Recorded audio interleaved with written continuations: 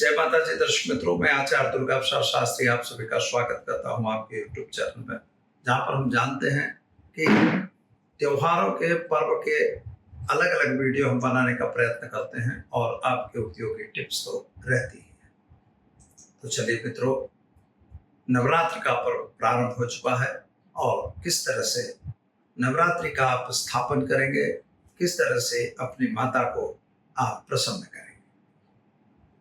जैसा कि हम जानते हैं कि नवरात्र जो है वह शक्ति संचय का पर्व है और खास तौर पर पितृ देवता हमारे विदाई लिए हैं।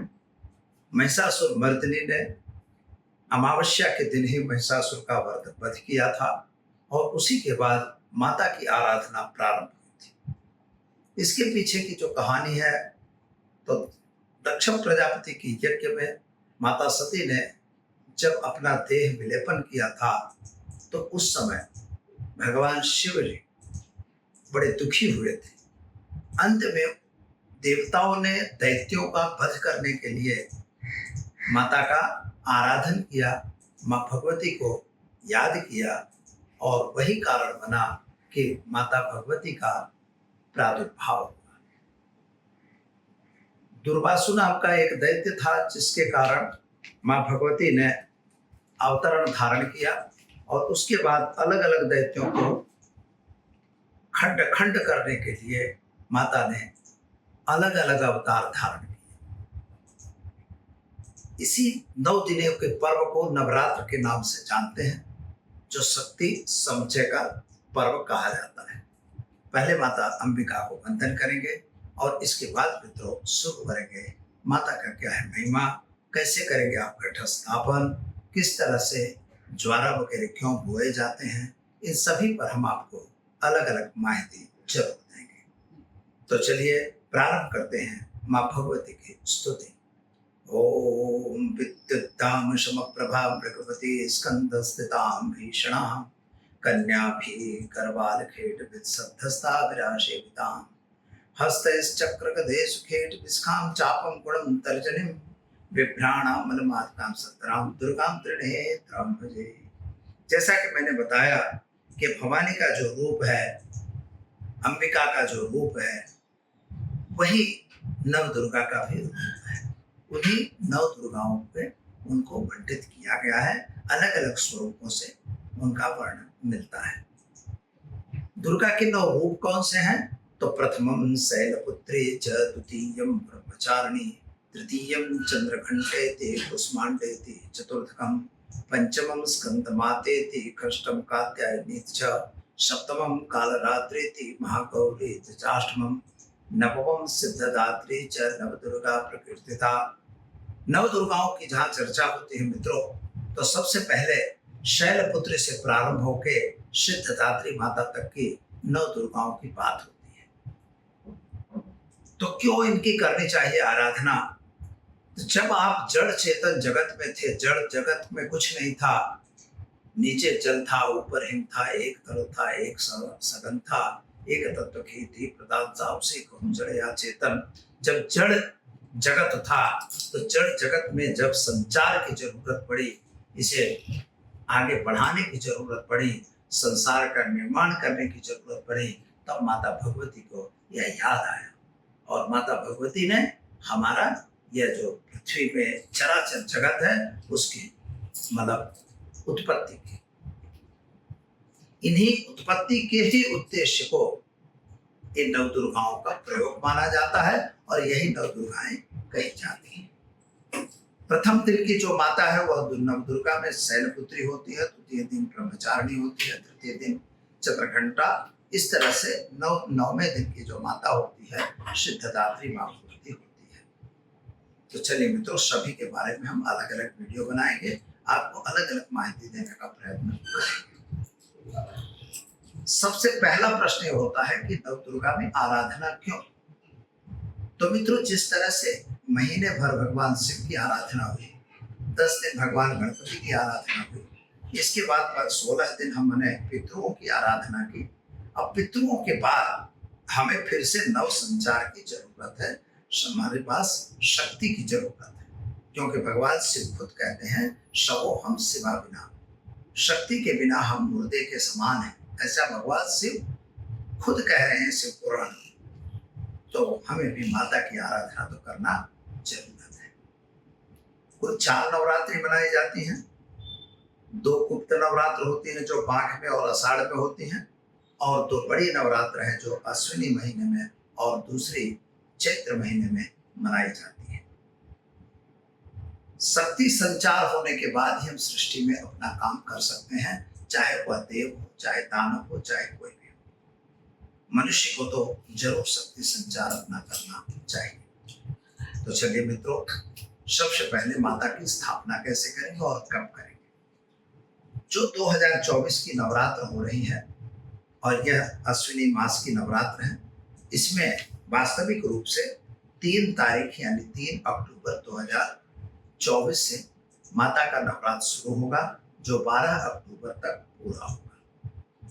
दशहरा का जो पर्व है वह भी 12 अक्टूबर को ही मनाया जाएगा, क्योंकि 2 बजे जो विजय मुहूर्त होता है, उस विजय मुहूर्त में दशहरा का पर्व मनाया जाता है। इसलिए तो दर्शक मित्रों, ये 9 दिन का जो पर्व है, घट स्थापन जो है तारीख 3 को होगा, यानी 3 अक्टूबर 2024 को सुबह 6:30 से लेके 7:31 तक का महा सुंदर पर्व है। इस समय आप घट स्थापन कर सकते हैं, जिसमें चित्रा नक्षत्र भी आ जाता है। इसके बाद 12 से 12:03 से 12:51 का भी समय बेस्ट समय है। उस समय भी आप अपने घट स्थापन कर सकते हैं। वैसे बहुत से मुहूर्त है, 6:15 से 7:14 तक, 9 से 12 से लेकर 12:09 तक जो है वह शुक्र बुध की होराएं है, और 1:08 से 2:07 तक गुरु की होरा रहेगी, और 4:06 से 7:05 तक भी गुरु की होरा है। लेकिन अभिजित मुहूर्त के समय में और या तो एकदम मॉर्निंग में किया हुआ घट स्थापन ज्यादा श्रेष्ठ है। तो ये तो हमने आपको मुहूर्त बताया। अब हम मित्रों जान लेते हैं कि इसमें क्या करना है। तो सबसे पहले हमें घट स्थापन करना पड़ता है। घट स्थापन क्यों, इस पर हम एक विस्तृत वीडियो तो जरूर बनाएंगे, लेकिन घट स्थापन इसलिए होता है कि सभी देवताओं का घट में वास होता है। जैसे पूर्वे ऋग्वेदाय नमः, उत्तरे अथर्ववेदाय नमः, दक्षिणे यजुर्वेदाय नमः और पश्चिमे सामवेदाय नमः, मध्य मां पदवर्णाय नमः वरुण देवता रहते हैं। फिर कलशस्य मुखे विष्णु, कंठे रुद्रश्मास्ता, मूले तत्र स्थितो ब्रह्मा, मध्य मातृगुणस्ता, सभी मातृगण और सभी मातृकाएं और सभी प्रकार के देवताओं को कलश में वास माना जाता है। जिस तरह से आपके अपने शरीर होती है, उसी तरह से कलश में 80% पानी भरा जाता है। उसमें पंच पल्लव लगा के और उन पर एक नारियल बढ़िया सुंदर रख के, चुंदड़ी में लपेट के नारियल रख दिया जाता है, और या तो पूर्ण पात्र रखा जाता है जिसमें दीपक भी जलाया जा सकता है। इस तरह से आप कलश को किसी ब्राह्मण को बुला के कलश अर्चन कर सकते हैं। इसके बाद जब कलश अर्चन हो जाने के बाद गणेश का पूजन होता है। गणेश पूजन के बाद आप मातृका पूजन, मातृका पूजन के बाद नवग्रह देवताओं की स्थापना, और इसके बाद माँ भगवती की पूजन करके आप अपने नित्य कर्म को प्रारंभ कर सकते हैं। जैसे देह को होता है वैसे ही देवताओं का होता है। तो सबसे पहले स्नान कराना, उनको वस्त्र पहनाना, वस्त्र के बाद उनको भोग लगाना, चंदन पूजा करना, उनको श्रृंगार वगैरह चढ़ाना, यह नॉर्मल प्रक्रिया मित्रों रोज करना चाहिए। धूपम दीपम च नैवेद्यम, धूप दीजिए, नैवेद्य दीजिए, जो माताओं को पसंद है वह चीजों का भोग आप जरूर लगाइए। गुड़ घी जरूर लगाना चाहिए, यह अच्छी चीज है। दीपक अखंड भी रख सकते हो, और अगर आपकी व्यवस्था नहीं है तो आप उनको यथा काल तक दीपक रख सकते हो। तो दीपक क्यों जलाना, तो दीपक ये साक्षी है। जैसे सूर्य हमारे साक्षी हैं, उसी प्रकार से दीप नारायण भी हमारे साक्षी हैं। दीप नारायण को यद्यप हम घी या तेल डालेंगे तभी जलेंगे। माताओं को 2 प्रकार के दीपक जलाए जाते हैं। बाएं की तरफ, माता के बाएं की तरफ तेल का दीपक होता है, और दाहिने की तरफ घी का दीपक होता है। यानी आपके बाएं घी और आपके दाएं तेल। इस तरह से आपको दीपक माता को जलाना चाहिए। जैसी व्यवस्था हो वैसा कर सकते हैं। यहाँ पर व्रत भी किया जाता है मित्र, तो व्रत जरूरी है। जब व्रत करोगे तो उससे व्रतस्य पुण्य उससे बहुत महत्वपूर्ण पुण्य होता है। हमारे विषय निर्विकार हो जाते हैं और हम माता की आराधना शांति से कर सकते हैं। इस तरह से व्रत स्थापन और करके अपने 9 दिन का व्रत किया जाता है। कोई एक टाइम भोजन करते हैं, जैसा भी अनुकूल है आप कर सकते हैं। इस पर भी अलग से हम बात करेंगे। अब हम बात करते हैं आज पहले दिन की माता है जो शैलपुत्री कही जाती है। तो या देवी सर्वभूतेषु मां शैलपुत्री रूपेण संस्थिता नमस्तस्यै नमस्तस्यै नमस्तस्यै नमो नमः। माता भगवती के चरणों में वंदन कर देखते हैं कि मां भगवती का क्या है स्वरूप। शैलपुत्री माता जो होती है वो केवल मित्रों बहुत सिंपल और सरल है। यद्यप वहां पर पर्वतराज हिमालय की लड़की है ऐसा माना गया है, वहां पर माता ने अवतार धारण किया था। देवी मां भगवती जो सती की कहानी थी वो सती ही माता के रूप में आती है, अवतरित होती है। उन्होंने तपस्या की। तो देखिए सबसे पहले जो शैलपुत्री थी, यानी जिस समय जड़ जगत था, जगत में कोई चेतना ही नहीं थी, उस समय जो मां भगवती का अवतरण हुआ है वही शैलपुत्री है। इसीलिए उसको शैल के नाम से जानते हैं। शैलपुत्री के नाम से उसे पार्वती का नाम भी दिया जाता है, जो मां भगवती का सबसे पहला स्वरूप है। 9 दिनों में सबसे प्रथम पूज्यमान हमारी मां शैलपुत्री है। अगर आप में भी जड़ है, आपकी बुद्धि नहीं है, आपको तब तो कोई काम नहीं कर रहा है, तो शैलपुत्री माता का पूजन आपको करना चाहिए। शैल माता पुत्री का जो पूजन करते हैं, उनका अर्चन करते हैं, उनका अभिषेक करते हैं, तो आपको अवश्य आपके घर में एक प्रकार की चेतना की प्राप्ति होती है। जैसे छोटा सा बच्चा होता है, तो जैसे वह डिंब बनता है, तो छोटे से बच्चे की तरह उनको जब प्रेरित करोगे तो वह मां शैलपुत्री ही प्रेरित कर सकती है और उसमें धीरे धीरे उनका विकास होने की संभावना बढ़ जाती है। मित्रों यहाँ पर एक बात है कि इनका जो जन्म का प्रतीक है, विश्व में जगत में संसार में जो जन्मा हुआ बच्चा है उसका ही प्रतीक मां शैलपुत्री है। जिस तरह से 9 महीने दरमियान बच्चा पेट के अंदर गर्भ में रहता है, उसी तरह से यहाँ भी शैलपुत्री का नाम यानी कि डिंब की तैयारी की बात होती है। इसीलिए ऋषिगण लोग मूलाधार चक्र में मां भगवती का दर्शन करते हैं। मां भगवती का दर्शन करते हैं और आपको अगर संतान की प्राप्ति नहीं है, आपके घर में क्लेश चल रहा है, आपके बच्चे कहे में नहीं है, ऐसी अगर कोई परिस्थिति है, तो यह छोटा सा प्रयोग मैं बता रहा हूं मित्रों, जरूर आपको करना चाहिए। प्रयोग होगा ओम ऐं ह्रीं क्लीं शैलपुत्री देव्यै नमः।